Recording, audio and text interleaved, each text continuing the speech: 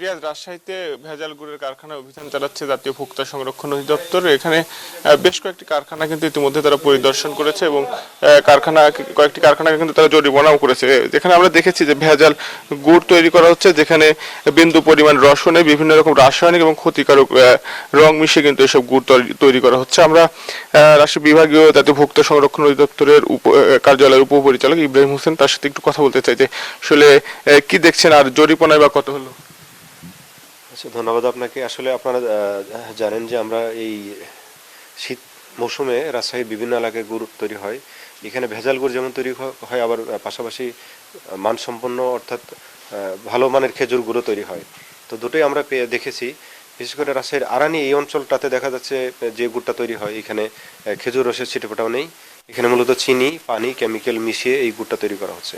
ইতিপূর্বে আমরা একাধিক অভিযান চালিয়েছি, আজকেও তারই অংশ হিসেবে এখানে এসেছি এবং এখানে এসে যেটা পেলাম, এটা দেখা যাচ্ছে যে এখানে চিনির সাথে পানি আর রং কেমিক্যাল মিশিয়ে এই গুড়টা তৈরি করা হচ্ছে। এবং এই গুড়টা যখন বাজারে বিক্রি হয় তখন ক্রেতাদের যেই সমস্যাটা হয়, এই গুড় এবং যেটা খেজুরের গুড়, আসল গুড়, দুটো গুড় যখন বাজারে চলে যায় তখন আসলে ক্রেতার পক্ষে আলাদা করা সম্ভব হয় না যে কোনটা আসল আর বা কোনটা ভেজাল। এই দুইটার মিশ্রণে দেখা যায় ক্রেতাদের একটা বড় ধরনের প্রতারণার শিকার হন।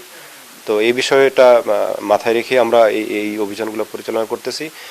খাঁটি গুড়ের প্রমোট করা যেমন আমাদের, পাশাপাশি এই ভেজাল গুড়টা নিয়ন্ত্রণ করা বা দমন করা আমাদের।